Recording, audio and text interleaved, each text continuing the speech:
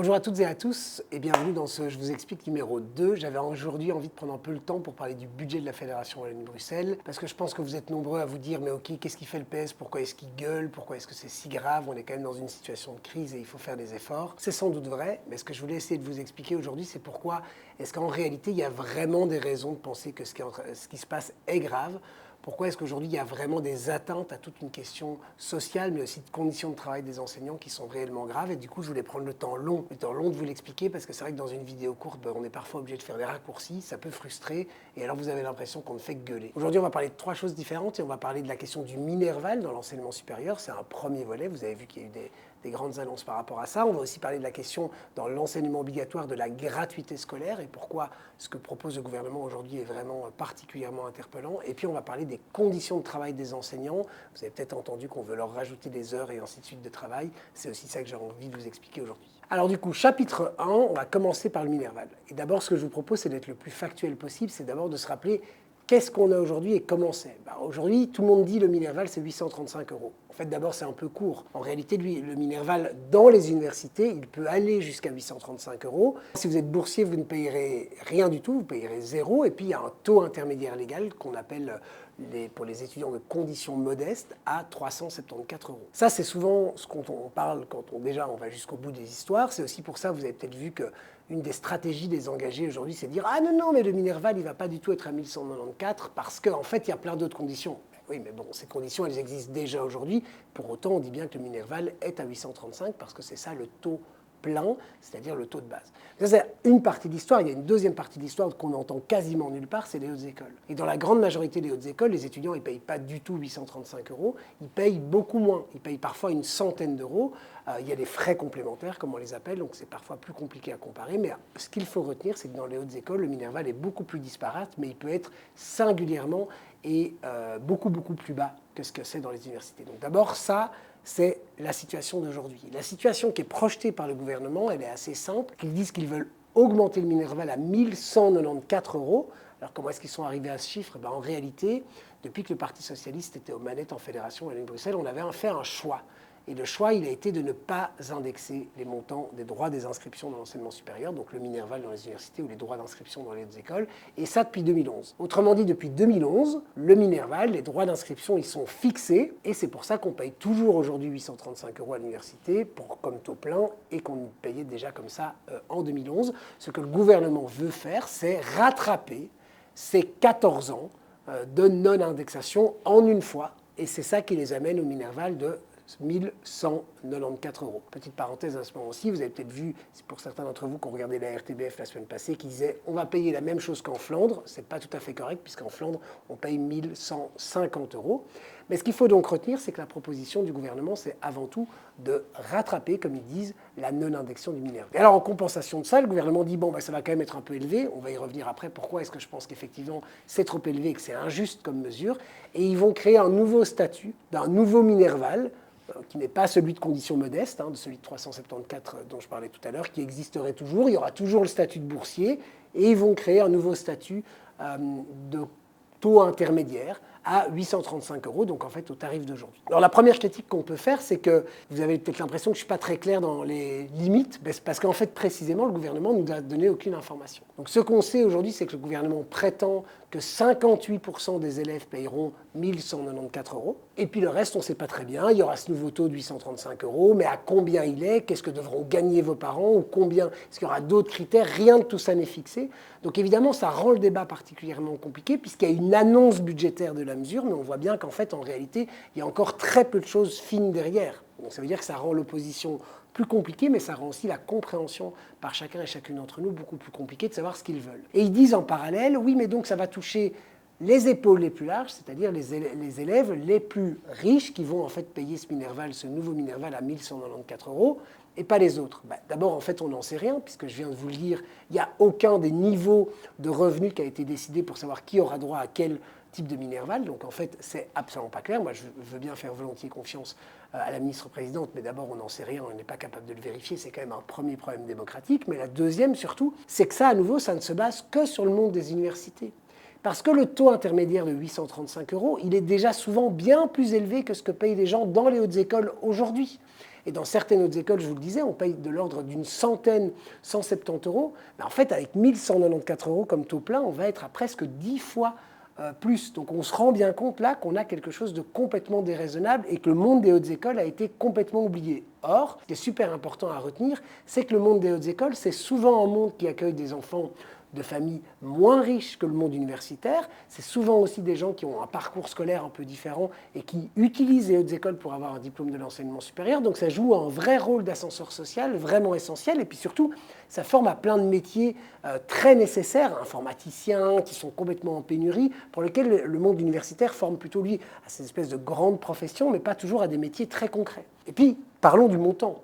Parce que 1194 euros, on peut se dire, est-ce que c'est beaucoup, pas beaucoup? En fait, d'abord, je vous l'ai dit, ce n'est pas vraiment en alignement avec la Flandre, on sera plus élevé. Et puis surtout, on dit toujours, oui, mais en Angleterre, aux États-Unis, c'est beaucoup plus cher, on est super accessible. C'est vrai, mais d'abord, on est super accessible, mais en fait, on n'est pas du tout les plus accessibles. Ce n'est pas un journal du PS, ça, c'est la dernière heure, qui a fait un petit article aujourd'hui pour expliquer tout ça. Et ce qu'on voit, c'est qu'en fait, la Belgique, pour l'instant, il y a plein de pays européens qui sont moins chers que la Belgique en termes de Minerval.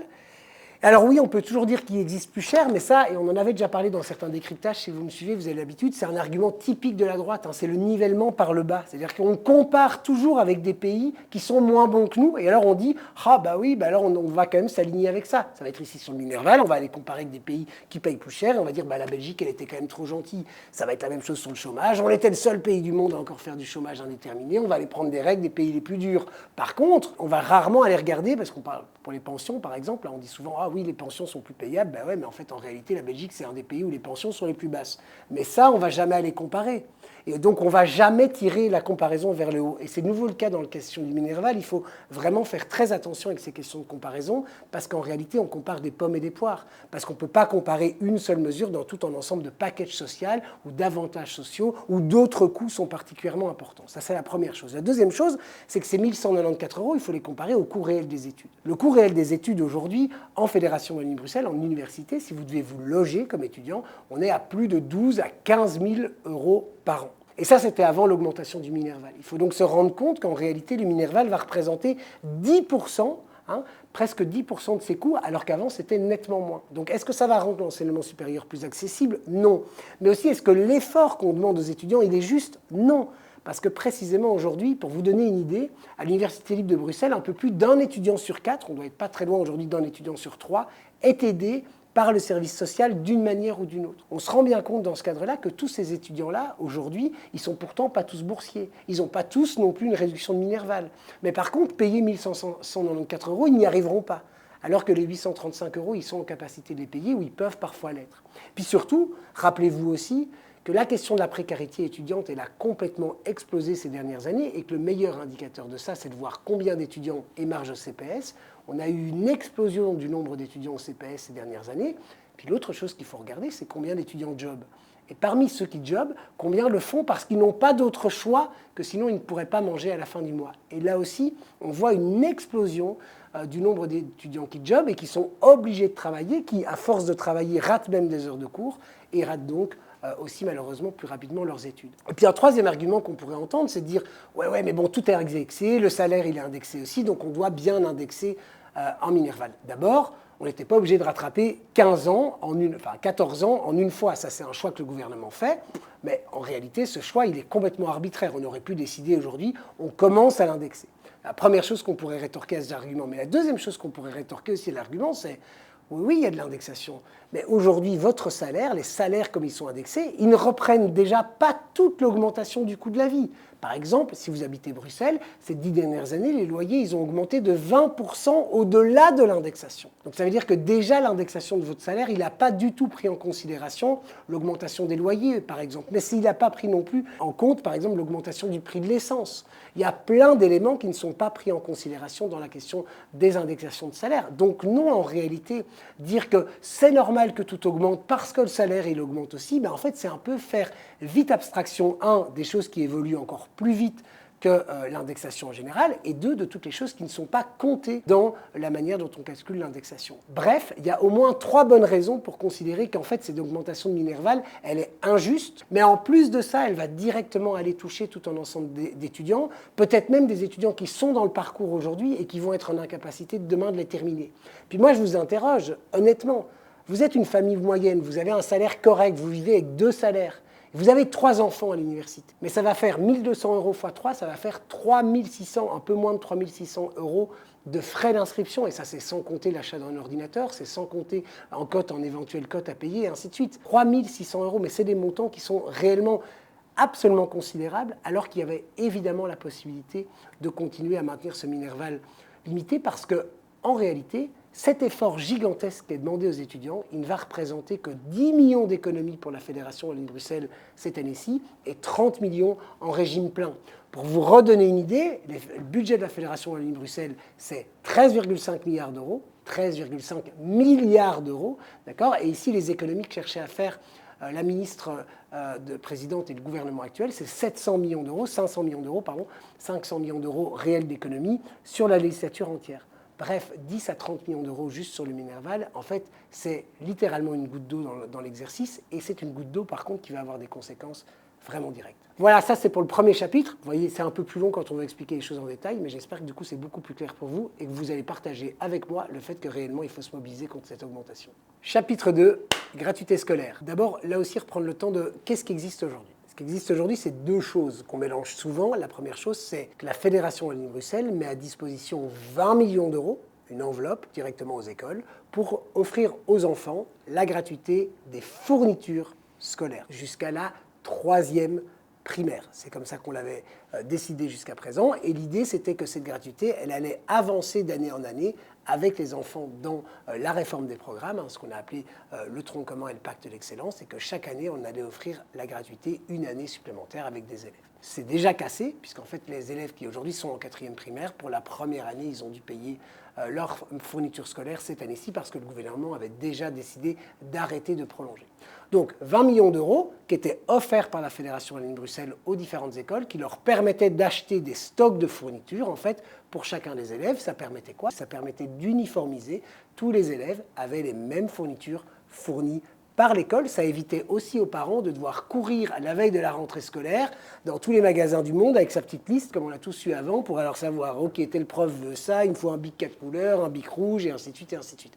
Tout ça était fourni par l'école aujourd'hui, et ça permettait à la fois de retirer une charge et du stress aux parents, mais ça permettait aussi d'assurer l'égalité complète entre tous les élèves. Pourquoi est-ce que je dis l'égalité? Parce qu'on sait bien qu'évidemment, entre des familles qui ont plus d'argent, des familles qui ont moins d'argent, en réalité, on ne va pas avoir le même matériel scolaire, on ne va pas avoir le même type d'équerre, on ne va pas avoir les mêmes types de bics et ainsi de suite. Or, ça a un impact direct, d'abord de stigmatisation des élèves entre eux, c'est clair que ça participe à ça, mais surtout aussi, on sait bien aujourd'hui que les conditions socio-économiques des familles dans lesquelles vivent les enfants ont un impact direct sur leur parcours scolaire. Malheureusement, c'est une réalité. Et puis surtout, quand on parle de gratuité scolaire, on ne parle pas de quelque chose au hasard. Aujourd'hui, notre Constitution prévoit la notion de la gratuité scolaire, et cette notion, elle a été confirmée par la Cour constitutionnelle. Ce n'est pas seulement l'inscription, ça évidemment, dans nos écoles, c'est gratuit, mais c'est aussi plus largement ce que l'école offre. Donc c'est tout le débat sur les fournitures, mais aussi sur les voyages de classe, par exemple, ou sur d'autres déplacements. Et tous ces éléments-là, aujourd'hui, la Cour constitutionnelle dit, en fait, on doit les intégrer, on doit les penser dans la notion de gratuité. Je vous entends, je fais une petite parenthèse parce que je l'entends déjà, moi, cette petite réplique. La gratuité, ça n'existe pas.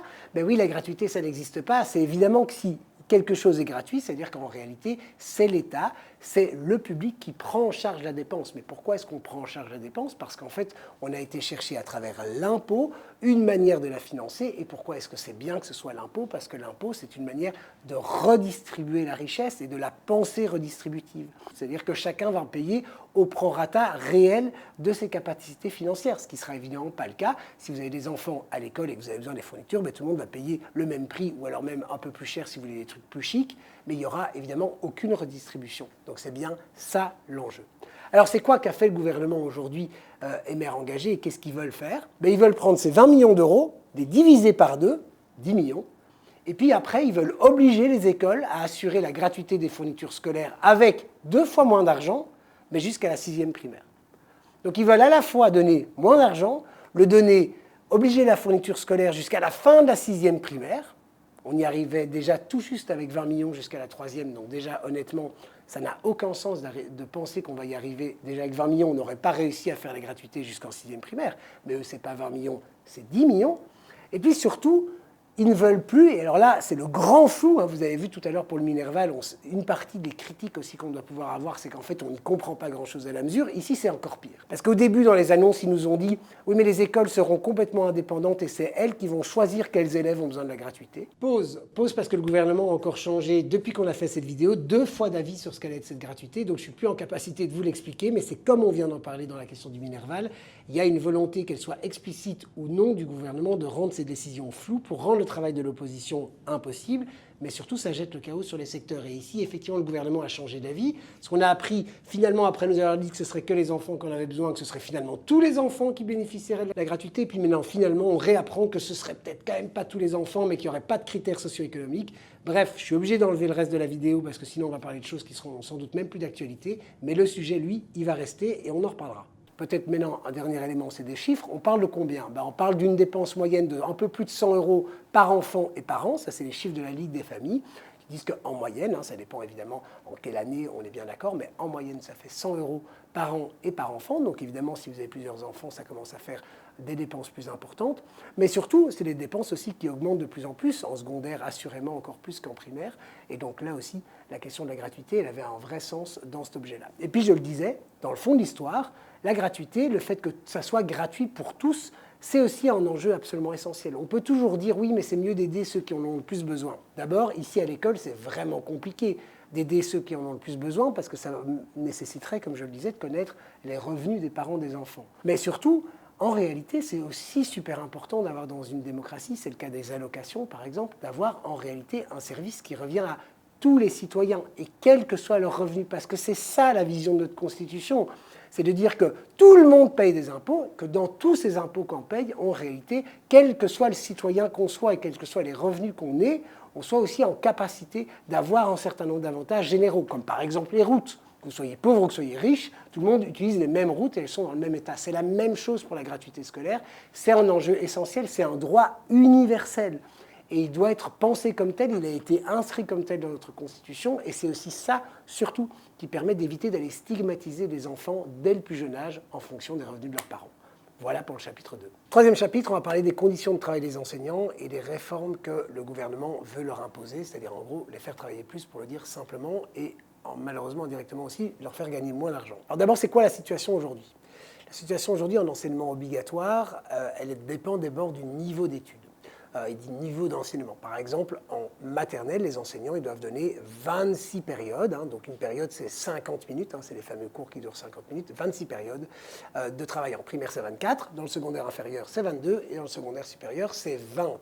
Alors pourquoi est-ce que c'est comme ça? Parce qu'en réalité, on estime que la charge de travail en dehors de la classe est de plus en plus importante. Ben oui, parce qu'en fait, il y a de plus en plus de devoirs à corriger, des dissertations, par exemple, dans le secondaire supérieur, des travaux de plus en plus longs, de plus en plus grands, aussi des examens qui prennent plus de temps à réaliser et à corriger aussi. Si vous vous rappelez tous vos examens du secondaire supérieur, quand on avait des examens de français, des examens de mathématiques, c'est clair que c'était beaucoup plus long, donc compliqué à corriger pour un prof. Moi, je le vois bien, par exemple, j'ai été prof en secondaire dans le début de ma carrière, et c'est clair que j'étais prof en inférieur, donc dans les 1, 2, 3, dans les 1, 2, 3 en secondaire supérieur, ça demande moins de charges, par exemple, que quand je dois corriger aujourd'hui des examens à l'UNIF. Je suis à l'université aussi, je suis assistant, c'est moi qui corrige souvent des questions d'examen de mes élèves, c'est clair que ça prend plus de temps par copie de corriger des exercices plus compliqués.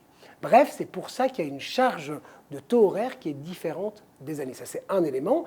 Et puis, il y a la question du barème qui est liée à ça, c'est que les enseignants, ils ont différentes typologies de barème. Et pour dire simplement, les profs, aujourd'hui, dans le secondaire, ils sont engagés dans ce qu'on appelle au barème 301, et ils sont payés sur base de ce barème. Et puis, il existait un barème 501, qui résultait en fait d'un master complémentaire en pédagogie et qui était valorisé, qui permettait aux profs qui disaient en fait moi j'ai envie d'être mieux outillé, j'ai envie d'être meilleur parce que j'ai envie de viser plus juste par exemple en termes de pédagogie, de mieux comprendre mes élèves, de faire un master complémentaire, c'était des années d'études de plus et dès lors d'être rémunéré en plus. Ça c'est deux éléments qu'il faut déjà savoir avant de commencer. Un troisième qu'il faut savoir, c'est qu'est-ce qui se passe dans les classes de ces profs. Et dans les classes de ces profs, il faut bien se rendre compte que même si le nombre moyen d'élèves n'a pas fondamentalement augmenté ces dernières années, donc les classes font en moyenne les mêmes tailles, d'abord on sait que si on compare avec 20 ans, ça c'est pas du tout vrai évidemment, il y a aujourd'hui eu beaucoup plus d'élèves en moyenne par classe dans le secondaire par exemple, et c'est surtout vrai dans les endroits où il y a des tensions démographiques, à Bruxelles, dans les grandes villes, la taille des classes elle a augmenté. Aujourd'hui c'est moins le cas ces dernières années, mais qu'est-ce qui se passe ? Il se passe par contre que dans une classe, on a beaucoup plus de diversité d'élèves. Il y a de plus en plus d'élèves qui ont ce qu'on appelle des besoins spécifiques, donc des élèves qui font l'objet de dyslexie, de dyspraxie, de dyscalculie, mais c'est aussi toute la volonté d'un enseignement supérieur, d'un enseignement secondaire et maternel et primaire inclusif, c'est-à-dire que plutôt que de mettre des élèves qui ont l'une ou l'autre difficulté, de les sortir de l'enseignement ordinaire pour les mettre ailleurs, on essaye de les maintenir le plus longtemps possible dans l'enseignement ordinaire. Ça a quoi comme conséquence sur les profs ? Ça veut dire qu'ils ont face à eux des élèves beaucoup plus diversifiés. C'est aussi vrai, bien sûr, sur un enjeu de la maîtrise de la langue, par exemple, qui a 20 ans. Et donc, c'est plus compliqué de donner cours à une même classe parce qu'il y a beaucoup plus de diversité d'élèves que ce ne l'était les années précédentes. Alors quand on regarde ça, qu'est-ce qu'on se dit ? On se dit qu'en fait, le gouvernement, ce qu'il devrait réussir à faire, c'est aider les profs. Et d'autant plus les aider que vous savez qu'un des grands enjeux de l'enseignement, c'est la pénurie. Aujourd'hui, on a trop peu de profs, et donc ça veut dire que beaucoup d'élèves, malheureusement, ont ce qu'on appelle des heures de fourche. C'est-à-dire qu'ils n'ont pas cours pendant un certain nombre d'heures parce que leur prof de français, leur prof de maths est malade. On arrive encore en Belgique francophone à ce qu'il y ait des profs partout, dans toutes les grilles horaires, à la rentrée scolaire, mais souvent, aux premières maladies, maintenant, là à l'automne, quand un prof qui commence à être malade, on a beaucoup de mal à le remplacer. Donc, à la fois, on voit que les conditions de travail des enseignants, elles se sont détériorées parce que les classes sont devenues plus diversifiées. On voit qu'on a un enjeu de pénurie qui est difficilement gérable et qui fait qu'on a de moins en moins d'heures de cours. Qui dit de moins en moins d'heures de cours dit aussi de plus en plus de retard pour les élèves et puis aussi une perte de sens à la présence à l'école. Et puis, comme on l'a dit, parallèlement, on a des conditions de travail en termes de salaire et de barème qui sont celles que je vous ai décrites. Alors, que veut faire le gouvernement là-dedans ? Le gouvernement, il veut faire deux choses principales. Il veut demander aux profs du secondaire supérieur, donc 4, 5, 6 secondaires, d'aller travailler 2 heures de plus face classe pour les aligner avec le secondaire inférieur. Je vous expliquais tout à l'heure la raison de la différence, c'était le travail en dehors de la classe, et on va y revenir deux instants, c'est la première des mesures. La deuxième mesure qu'ils veulent faire, c'est supprimer le barème 501. Alors c'est quoi les impacts de ça ? D'abord, on envoie un mauvais signal. Parce que je vous l'ai dit, la première chose, c'est qu'on fait face à une pénurie d'enseignants, donc on devrait fondamentalement essayer de travailler pour améliorer les conditions de travail. Améliorer les conditions de travail, ce serait soit de réussir à diminuer la taille des classes, soit de réussir à mieux rémunérer les profs, soit de réussir en tout cas à diminuer leur temps de travail face aux classes pour leur donner plus de temps de préparation, quelque chose comme ça. Non, en réalité, les deux mesures qui sont ici mises en place, c'est deux mesures qui vont en fait rendre le travail des profs plus compliqué. Alors on peut se dire, ouais mais bon allez, 2 fois 50 minutes de plus, c'est quand même pas beaucoup. D'abord, je vous invite à aller rencontrer les profs qui vont vous expliquer ce que ça veut dire. Pourquoi ? Parce que par exemple, si vous êtes prof d'histoire ou de géo ou de biologie, si vous devez donner 2 périodes supplémentaires, ça veut dire qu'en fait, vous devez avoir une classe en plus, tout simplement. C'est souvent des cours qui durent 2 heures par semaine. Mais une classe en plus, ça veut dire quoi ? Ça veut dire entre 25 et 30 élèves supplémentaires, les connaître leurs histoires, connaître leur diversité, toutes les différences auxquelles ils vont devoir faire face, c'est des nouveaux examens, c'est des nouvelles corrections, c'est des nouveaux devoirs, c'est des nouvelles réunions de parents à faire à la fin de chacun des bulletins, et c'est aussi des nouveaux conseils de classe à assumer. Autrement dit, la charge de travail d'un professeur, quand on dit 2 heures de plus, mais en fait, ce n'est pas du tout 2 heures de plus. Et d'ailleurs, c'est la première grande critique qu'on a formulée à l'égard du gouvernement, c'est de dire, vous voulez faire travailler les profs plus. Nous, on pense que c'est une mauvaise idée. Mais en fait, si on voulait parler de ça, parlons de l'objectivation de leur charge de travail. C'est quoi réellement le temps de travail des enseignants ? Puisqu'on sait que le nombre d'heures face à la classe, ce n'est pas seulement ça. Leur temps de travail, c'est tout le reste. Donc on aurait dû commencer par faire une étude. Et en l'occurrence, en Fédération Wallonie-Bruxelles, il n'y a pas d'étude. On ne sait pas quel est le temps de travail réel que les enseignants prestent. Et c'est une demande des syndicats depuis de très nombreuses années, c'est de faire cette objectivation. Et là où elle a eu lieu, cette objectivation, c'est en Flandre.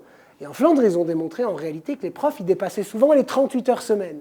Ils travaillent par semaine plus que le temps maximum légal de travail quand on additionne l'ensemble des travaux, des différentes actions qu'ils réalisent pour donner cours à leurs élèves. Parce que oui, être prof, ce n'est pas seulement donner cours. Ça, c'est la première chose.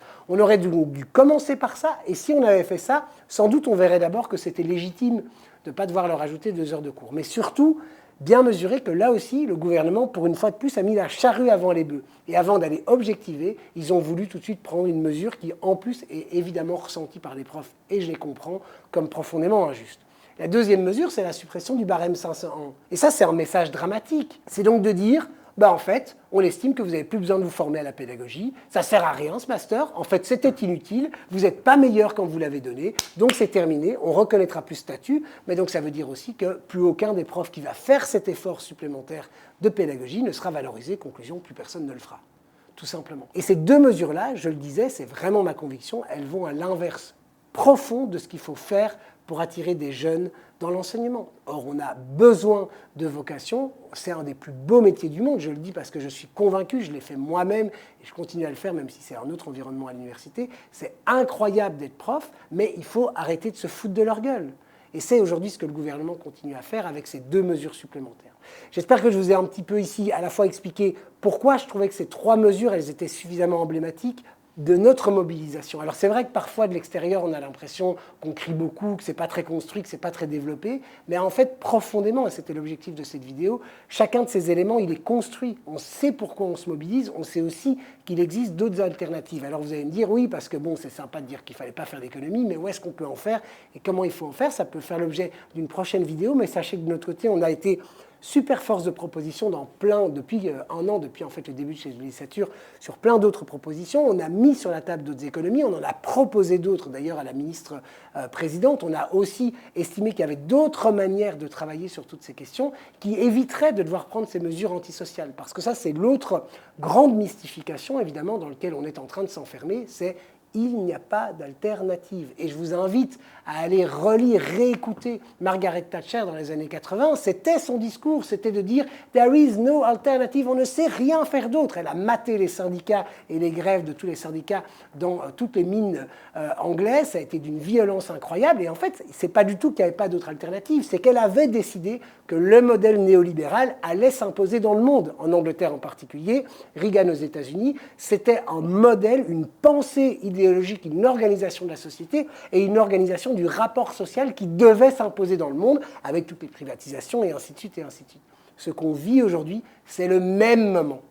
C'est précisément le même moment. Il y a des tensions budgétaires. La droite profite de cette occasion pour nous expliquer qu'en fait, il n'y a pas d'autre alternative à diminuer l'État, privatiser les systèmes, à augmenter les coûts pour les citoyens parce qu'on n'aurait plus assez d'argent. C'est ça qui est en train de se passer. Il faut ouvrir les yeux sur cette réalité. Ce n'est rien d'autre qu'un mensonge. Ce qui est vrai, bien sûr, c'est que l'État capte de moins en moins de richesses. L'État a de plus en plus de difficultés à se financer. Et donc la question, c'est la fiscalité. Comment s'assurer aujourd'hui qu'en réalité, les gens qui ont les moyens contribuent correctement à la société? Et je vous invite à aller revoir un tweet que le président Paul Magnette a encore remis il y a quelques jours, où on voit très bien que les riches de notre société payent proportionnellement moins d'impôts que la classe moyenne. C'est ça le débat qu'on doit avoir. Et tant que ce débat-là ne sera pas au cœur de tous les débats démocratiques et de la question du financement de l'État, dites-vous qu'on vous ment. Il y a des alternatives. Cette alternative, simplement, il faut s'attaquer au problème. Et le problème, il est précisément celui-là. Voilà, ça c'était pour aujourd'hui. J'espère que vous avez pris plaisir à regarder ce deuxième Je vous explique. Moi, en tout cas, j'ai pris plaisir à essayer de prendre le temps de vous expliquer tout ça. J'espère que je vous ai en tout cas un peu convaincu. Si ce n'est pas le cas, faites comme d'habitude. Si c'est le cas aussi d'ailleurs, vous m'envoyez tout ça en commentaire. On n'hésite pas à en discuter. Ça nous permettra aussi de continuer à nous améliorer. Puis ça me permettra aussi, peut-être, si vous avez toujours des questions, de prendre le temps de répondre à toutes vos questions une prochaine fois. À bientôt. Ciao.